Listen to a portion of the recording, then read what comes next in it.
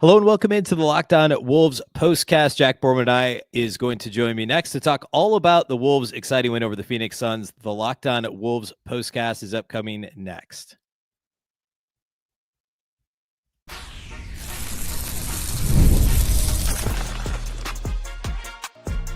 You are Locked On Timberwolves, your daily Minnesota Timberwolves podcast. Part of the Locked On Podcast Network, your team every day. Hello and welcome to the Locked On Wolves postcast, part of the Locked On Podcast Network, your team every day. My name is Ben Beecken. I'm the host of the daily Locked On Wolves show, pinch hitting for Luke Inman today, here with Jack Borman. We're going to talk about Wolves Suns.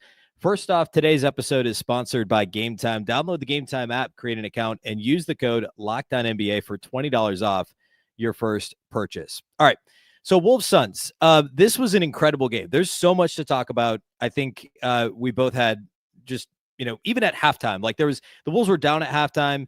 But it was a fun first half nonetheless, like a little bit of a sluggish first quarter for Minnesota, but the second quarter was just a lot of scoring on both ends, back and forth. Exciting play. We got to see Jalen Clark first half minutes, which we have never seen before. We've never seen Jalen Clark rotation minutes. That was a ton of fun. Anthony Edwards had, I think, 2 blocks at halftime. He got 2 more in the second half, a career high 4 blocks in the game. Julius Randle had a great game. Nikhil Alexander-Walker with the season high off the bench. And then mixed into all of this, Chris Finch got a technical early in the first quarter, which was only his second technical of the entire season. And clearly he was locked in, fired up. Like everybody knows, he called the team out after the bad loss the other day, or actually the bad win, we can call it, against Atlanta. And ultimately he gets ejected in the second half of this game for the first time in his career. And he's now coached for this is like his 4th season, I think.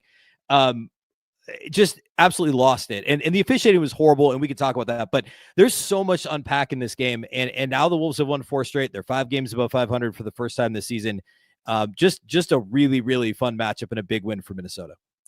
Yeah, and how ironic is it that the Wolves win 4 in a row for the first time this season against a team they got the brooms out for last year in this very same building at they've won Footprint Center in Phoenix. Yeah, the playoffs. They've won 6 times in a row against the Suns now after losing 4 times in a row last year.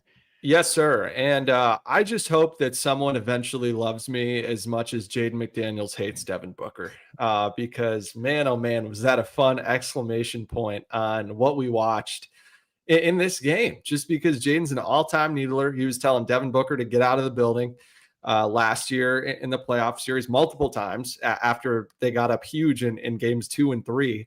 And then just it calls Devin Booker a baby and points his finger on Book's temple and gets tossed. I gotta say, the Wolves picked a heck of a time to go 2 for 2 on ejections, and I think a really underrated part of what happened in this game was just Chris Finch getting ejected in general. You could tell that had been building up. I think the fact that he puts an energy guy like Jalen Clark in the game. He's rattled, or he's kind of riled up with the refs and trying to, just juice his team up after really tearing into him after that really horrible, really moral loss type of win against the Hawks on Monday.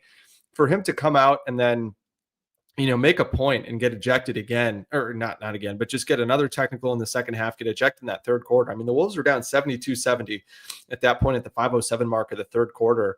And then the Wolves won the final 17 minutes, 51-41. And it really would have been more like, 45 to 30 if they had just kept the foot down on the gas for the rest of the game. But I thought this whole game was just a battle of big threes all night long. And certainly Phoenix's big three came out of the gates totally firing. Devin Booker and Kevin Durant created the first 18 points for the Suns between scoring and assisting on them. And those two guys were really strong for the majority of the night, but it was a really good, third banana game for Bradley Beal as well. I mean, those guys had 78 points on 30 of 48 shooting, and really played well all night long. I mean, Devin Booker had 9 turnovers, which has certainly been a problem for him facing this defense with Nikhil Alexander-Walker and Jaden McDaniels, and now throwing Jalen Clark into the mix, and we'll get into him later. But yeah, I just thought that the Wolves defense, especially in that second half on Booker and Beal on the perimeter, was really important.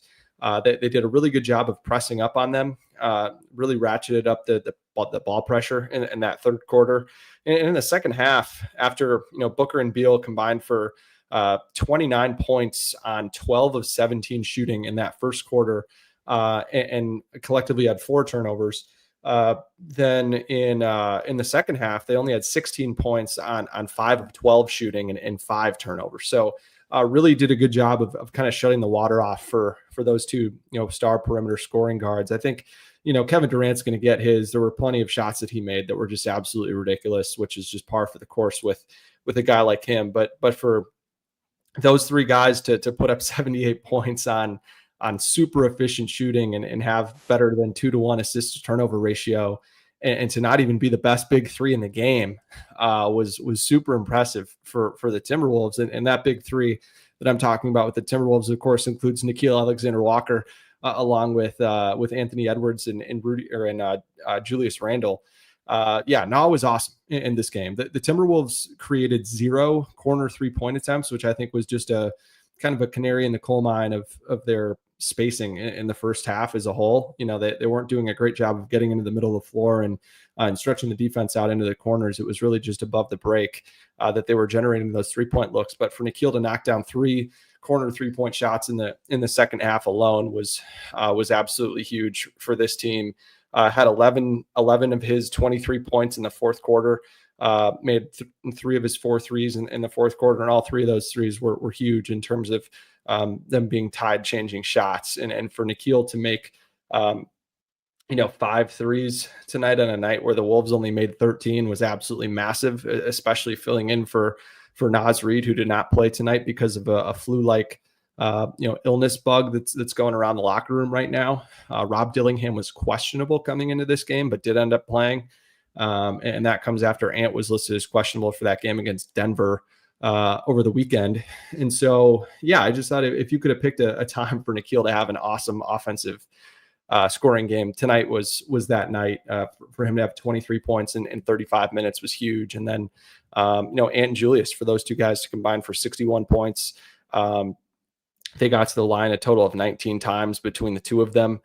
Did a really good job of finishing inside for the majority of this game. And then, I just thought that the two of those guys imposed their physicality and their will on the interior of the Suns defense really, really well. Because as much as Kevin Durant is, really not gotten enough credit for the defense that he's played since he's gotten to Phoenix, and as much of an upgrade as Nick Richards is over Yusuf Nurkic and Mason Plumlee, there's just not a whole lot of super strong physical rim protection to go around. And so for the 2 of those guys to be able to exploit it the way that they did, and then get out and run on the fast break, I'll get into that a little bit later, but that's a weakness for this Suns team. I guess I'll just hit it right now. I mean, coming into this game, Phoenix last 5 games, 24th in fast break points per game at 11 per game. And they're also 24th in the league in terms of opponent fast break points per game, allowing 19 per game. So that minus 7.8 differential is actually second worst in the league over that time frame. So they've really been getting run up and down the floor. And the Wolves tonight plus 12 in that department. They won 18-6 in fast break points, which was good. And a lot of that was because of Randle and Ant, which was fun to see them have that synergy in transition. Yeah, it was great to see them actually turn another team over and be aggressive on the perimeter in that way. And we'll get into Jalen Clark. He was certainly part of that, but you mentioned Randle and Ant. And like you said, like recently it seems like the Wolves have been more, and I said this on Locked On Wolves on Wednesday. I thought this was a game where they could be selectively aggressive in the open floor in transition. This was a team you can run against, and they, you can get them to turn the ball over. And so it was you talked about Devin Booker's 9 turnovers. So it's smart for Minnesota to pick their spots, really. Back to a point you made a minute ago about each team's big 3 kind of going at it. And this is like, I think Wolves fans are justified in complaining at times about the supporting cast and the lack of help that Ant gets. And we saw that actually for a stretch in the second quarter when the Wolves got to within 1. And then Ant had like 3 straight turnovers, and there were some questionable calls, non-calls in there, sure. But it was just like this moment where it's like Ant's trying to do everything because nobody else is doing anything. But then you look up and it's like, yeah, Rudy only had 4 points and Conley only had 6, but you get the 23 from Nickeil, you get 14 from Jaden, had a big 3 late in the game. You had, not big scoring numbers, but real contributions from Rob Dillingham and Jalen Clark, and really Rob scoring 8 points on 4 shots in 15 minutes. Like, that's great. But then you look at Phoenix and like, this is a really shallow team that's just like by choice not playing Yusuf Nurkic and getting nothing out of Royce O'Neal and getting nothing out of Tyus Jones, who got locked down by Jalen Clark. And Nick Richards is a good player, and he's been really good for them so far, but he didn't have an impact on this game. Mason Plumlee was, we had a comment that pointed out Mason Plumlee was somehow a minus 15 in a game that was only an 8-point game. Like it was the Wolves supporting cast in this game was leaps and bounds better than Phoenix's. And that was also kind of the story of the playoff series last year. I mean, obviously Ant was incredible in the sweep over the Suns, but it was all really about the Wolves having real depth and an actual point guard and some of that stuff that Phoenix, they have Tyus Jones now, obviously, but he didn't play well in this game. It's just so clearly a big gap between Minnesota and Phoenix when it comes to those kind of ancillary players. Yeah, no question about it. I mean, and the other part of this too for the Timberwolves is that, the good news is that, some of these ancillary players are really, really strong defenders, so that, on nights maybe when you're not looking to them to score a lot, they're still going to bring it on the defensive end of the floor when you look at guys like Nickeil Alexander-Walker and Jalen Clark, who filled in tonight. But that's certainly still what Naz Reid does on nights when he's not scoring it, as opposed to a guy like Brad Beal, who's not giving you anything on the defensive end, or Tyus Jones, who isn't giving you a whole lot on the defensive end of the floor as well. So that's something that's really important. But again, I think, like you said, this was much more, just about what the Wolves were able to do scoring the ball. And they're now 8-1 this season when they score at least 119 points, which is certainly notable considering how much this team has struggled at certain points offensively this year. But you don't look now, but after this game, the Timberwolves are going to be in the top half of the league in offense, which is not something they ever did at any point last season. Certainly the defense isn't as good as it was last year. It was a historically great defense last year, and they're like 7th in defensive rating right now. But I just think if this team's starting to round into form offensively before they get Dante DiVincenzo back, now that was downgraded to a grade 2, toe sprain, much more like a week's injury, not months injury. You add him back into the mix. Maybe you're able to ease him into the mix a little bit more, not as much pressure on him when he comes back, if he's able to come back. So really, really, really fun team to watch right now, which is not something that we've been able to say for a good chunk of this year. There was no Naz Reid tonight due to an illness, so we're going to get into what that did to the Wolves rotation and some of those guys who saw it. We'll talk about the Josh Minott, not minutes, but seconds that he played. We'll talk about Jalen Clark, Rob Dillingham, all the guys that saw their roles shift a little bit in this one. We'll do all that here next. Today's episode of the Locked On Wolves postcast is brought to us by our friends over at Gametime.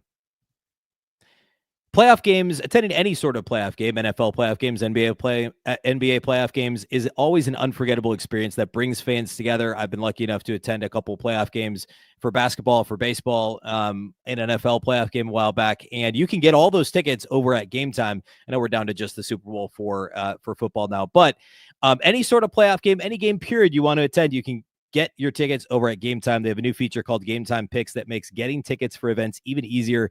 It filters out the fluff to show you only incredible deals on great seats, so you don't have to waste time searching through thousands of tickets. You can find tickets for any upcoming games. You can look for the super deal on there. That's always an especially impressive feature as well, offering the best value for any event.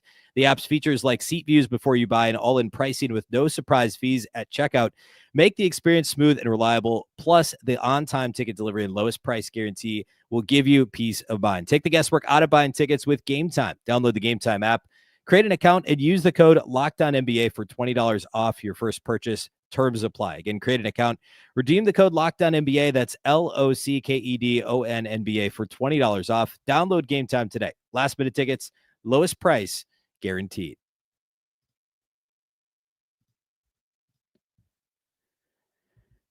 All right, so no Naz Reid in this game for Minnesota, and coming into it, we knew Dillingham had an illness. There were a couple guys that were questionable.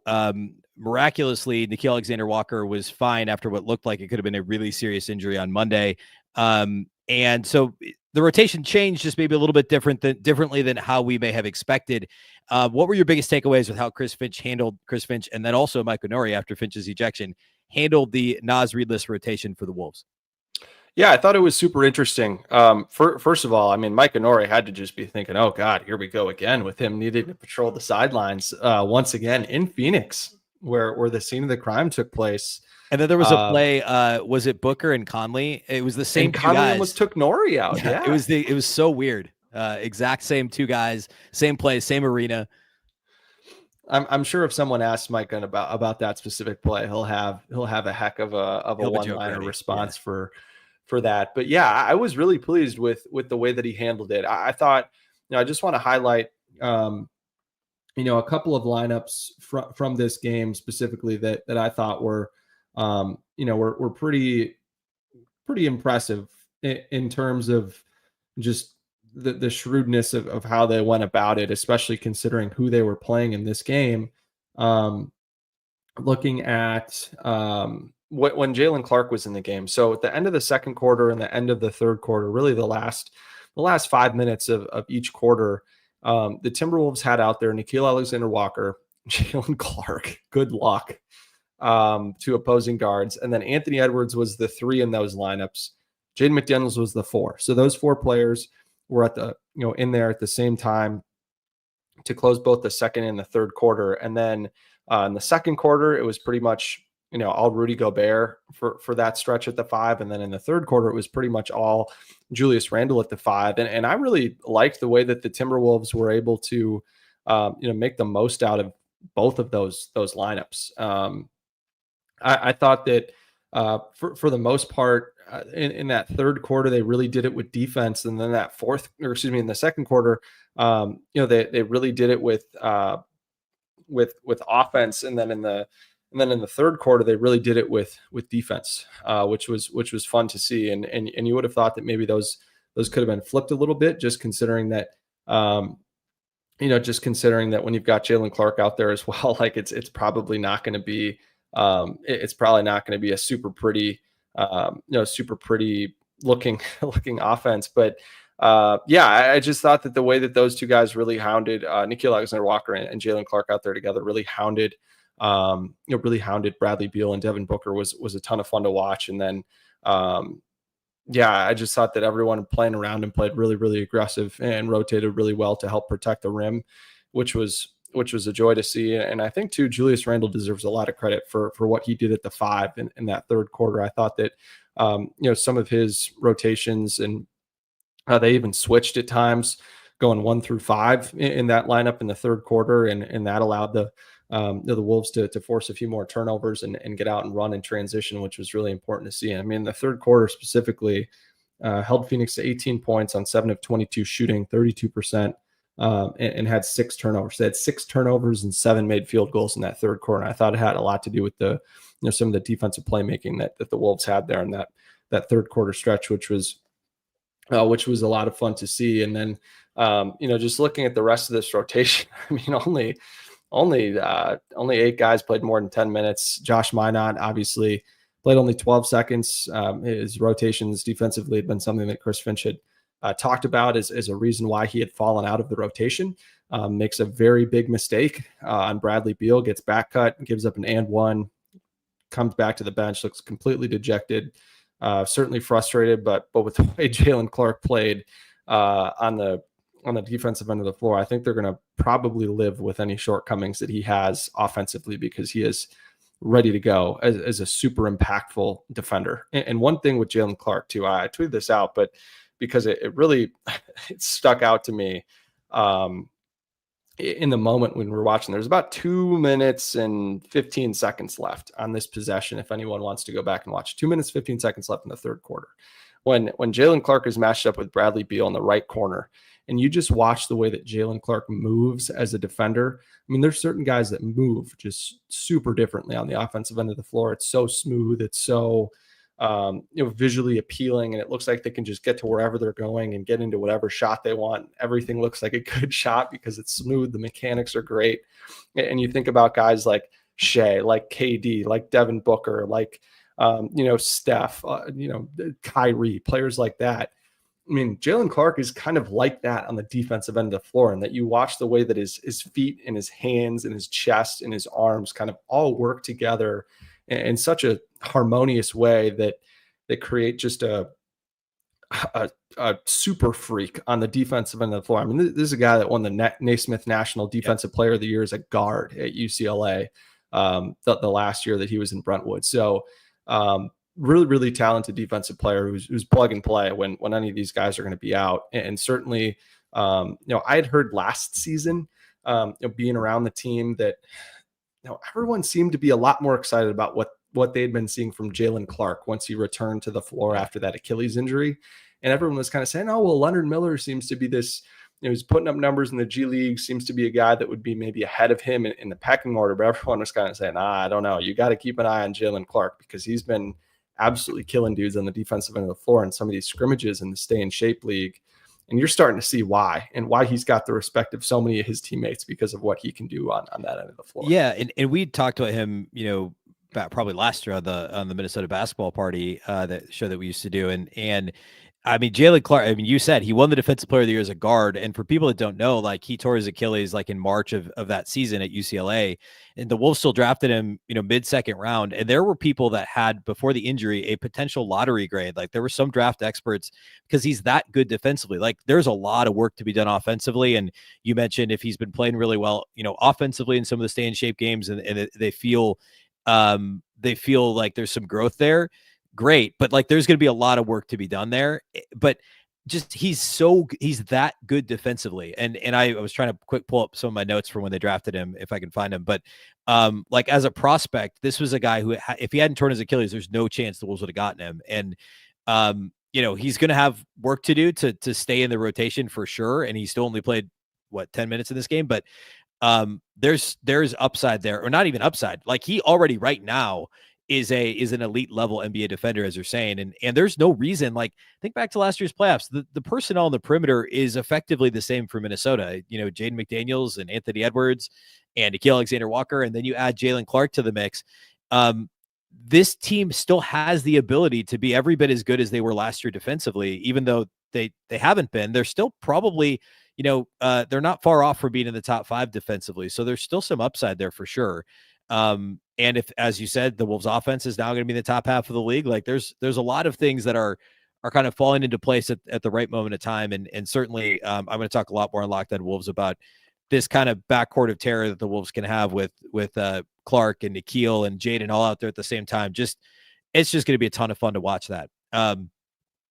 All right, let's get into a couple more topics here to close out. We'll talk about the Timberwolves offense a little bit, and I guess you already touched on a little bit the Wolves spacing and offense. But we can talk about kind of the fits and starts throughout the game with that, and then we can get into previewing. This is the first night of a back-to-back. You talked about how limited the rotation was, and the Wolves are playing at altitude tomorrow. So this is like the next big test. We'll talk about that here in a moment after a very quick break on YouTube.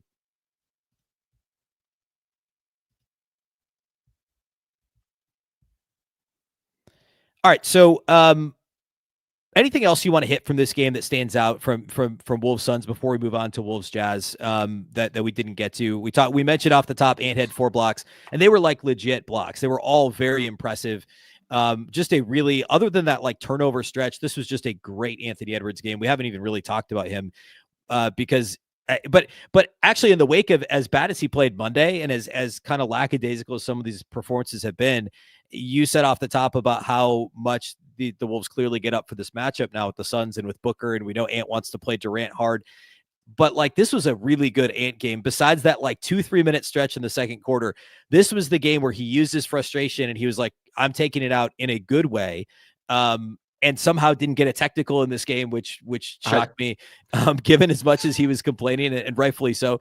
But just a really fun Ant game. I don't know. You talk about Ant or anything else that we didn't hit that we need to hit from this one. Yeah, no, I think the other thing that is just really important from this one for me is Julius Randle. I think that Julius has over the course of the last few weeks, like, certainly gotten more comfortable in terms of just exactly what his role needs to be on the offensive end of the floor and how this team wants to use him. And I think, he's really fit in certain matchups where it's pretty clear to me that the Wolves are like, all right, we're going to be playing through you in this game. And this was certainly a situation where the Suns don't really have a guy that's physical and strong enough to deal with Julius Randle in the mid post. You thought that Royce O'Neal might be that guy, and they certainly tried to put Royce O'Neal on him at the start of this game, and they just went right to him on the block. And he did a really good job of kind of picking his spots of knowing, all right, when I'm going to continue to try to finish off this matchup versus pass out of it. And I think he's struggled with the decision making of when to follow through and finish some of his post ups versus passing it out, to where he's kind of thrown some grenades out there and the decision making just hasn't been super quick. But I thought he was really decisive, and obviously for him to shoot what he did from 2 tonight, I think he shot 10 of 13 from 2 and 8 of 10 from the free throw line is a great number for Julius. There weren't a whole lot of super contested step back midi twos that we've seen him take in games where he's really struggled and taken a lot of twos. And I thought that for the most part he did a really good job of just consistently attacking those mismatches. I didn't think there were really any instances of him ball hogging at all. And I thought the first half, his aggressive nature and physicality drew more defenders in that second half, to a point where they started to get him more face-up looks at the top of the key, and he would drive, and then I think he had 4 assists in the second half, which was really important. And then again for Julius, 6 assists and no turnovers. It's exactly what we've been wanting from him all year. And not only does he do that, but he also gives you 7 boards in this game too, which was really important. And then, like we said, got out and ran in transition. Ant had 11 fast break points tonight by himself, which ties the season high for him. The Wolves are at least or 3-0 when Ant has at least 10 in a game by himself this season, which is important to note.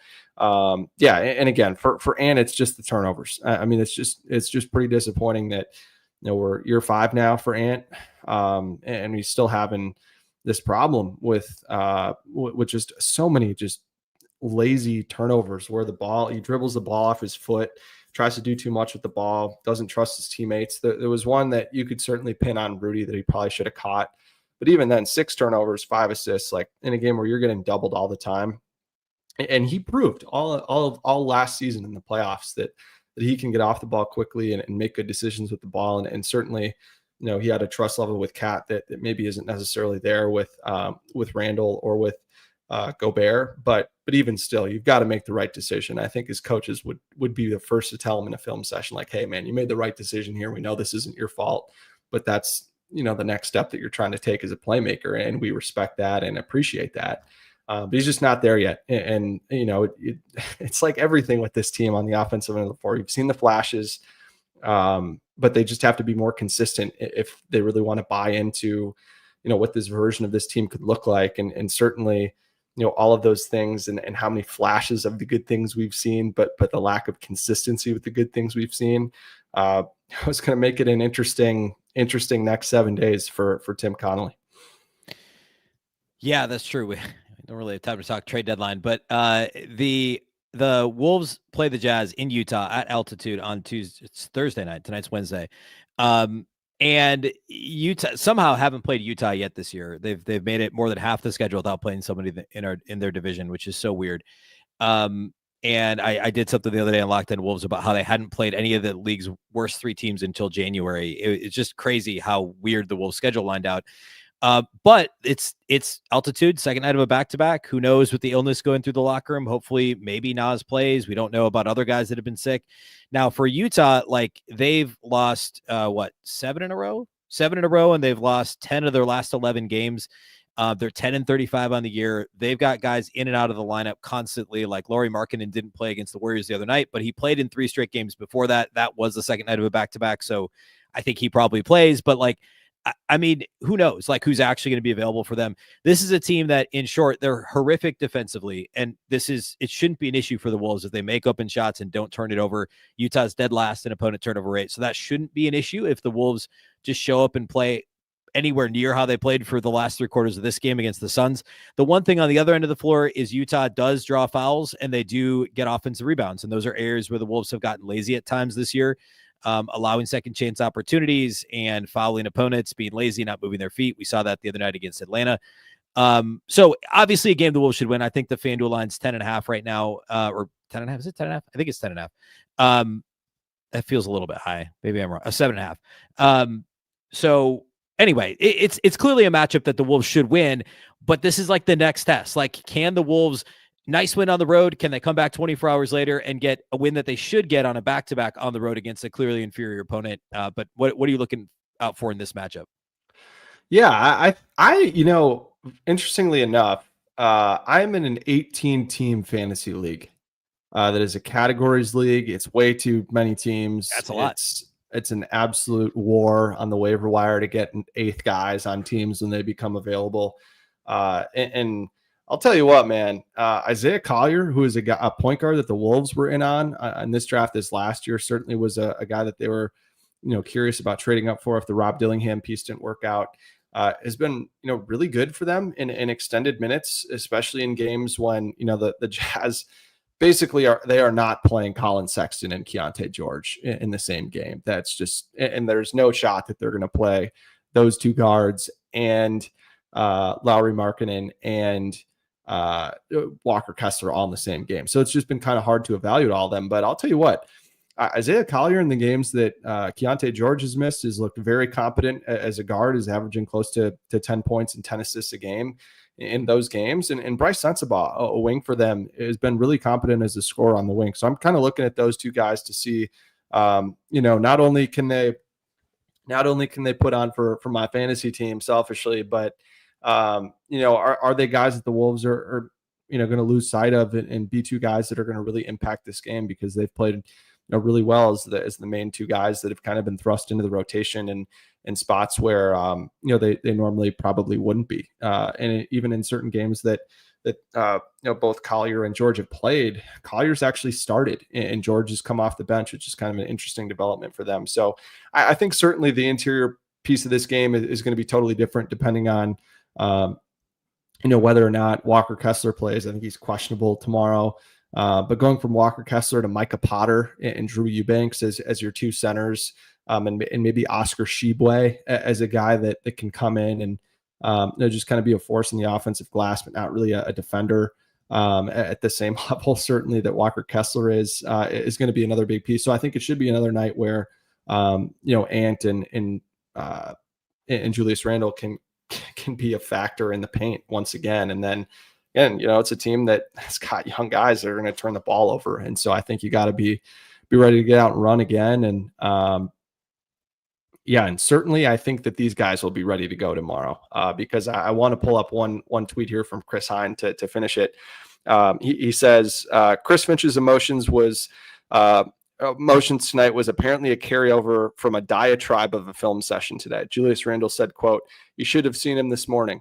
Nikhil Alexander-Walker said, quote, "He woke up choosing violence. Everybody was getting yelled at." So I think between Finch, blowing a gasket on Monday night, going after everybody in a film session on a game day, and then getting ejected from a game, all in a span of 48 hours, I think that these guys are going to be ready to go today. And who knows, maybe if John Collins is playing tomorrow night, he'll decide to jump with Anthony Edwards again in the Delta Center, and we'll get a part two of of what happened, and we'll get another slam cover from my boy Fran Manzano on the Wolves social team, but we'll see. That's I guess that's not the John Collins one. I have a John Collins painting somewhere that I also have the t-shirt of that dunk too. Let's hope that happens. And who knows? Maybe the Wolves have now finally flipped that switch. Flip the switch, and Chris Finch is obviously a patient enough guy, and at least has that persona publicly. But it came a point where he said enough is enough. This team's too talented, and this group's been together long enough, even this season with Julius Randle, that like it's time to figure some stuff out. So we'll of course be live. Go ahead. One last thing that I need to see tomorrow. I need to see at least 10 more minutes of Jalen Clark tomorrow. Yes. I want to see him continue to be in the rotation because I want to see what his offense could look like if he gets confident. He's averaging like 16 a game in the games he's played for Iowa. He's shot like over 40% from three, improved his 3-point percentage over 5 points from his sophomore to junior year at UCLA. So I think, if the defense is going to be there, like maybe he's a guy that's confident in spotting up and, attacking off the dribble and then making a good kick out pass to the slot or the corner or something like that. And I think a game against the Jazz might be a good time when you can get him 20, 25 minutes in a game if this one's enough of a blowout. So I'm hoping for more Jalen Clark, because he was a lot of fun tonight. Yeah, second night of a back-to-back too, so probably a lot less Mike Conley, maybe some more Rob Dillingham. I mean, Conley's minutes have been trending down anyway, so if both of those guys can play more minutes, and maybe they stick with. We didn't talk about. We did talk about Julius Randle playing the 5 and Nikhil playing the 4, and Luka Garza saw those minutes in the first quarter. He didn't see second half minutes because this just was not a. It's not a Luka Garza defensive matchup that's gonna. Well, there isn't really a Luka Garza defensive matchup, but it's going to be tough for him to guard anybody, in a Suns matchup. But a matchup against the Jazz should be okay for him. So if Nas doesn't play, then maybe we see more Garza. Who knows? Maybe Josh Minott gets a chance to redeem himself after his 13-second performance in this one. So interesting. Hopefully that's the way that game goes, that the Wolves are able to give some more minutes to those bench guys. We'll be live again tomorrow night following Wolves Jazz, and I'll be filling in again for Luke Inman. So be sure to tune in here at Locked On Sports Minnesota on YouTube. A big thank you to those of you that were able to join us live. Reminder that the audio from the live postcast always goes up on Locked On Wolves following. And so if you ever can't catch it live, you can catch it on the Locked On Wolves feed, where I do a daily Monday through Friday show as well. So we'll also have a show tomorrow morning for you on Locked On Wolves. And then, like I said, back again live tomorrow night following Wolves Jazz, myself and Jack Borman. Big thank you for watching tonight. A big thank you for listening, and we'll catch you next time.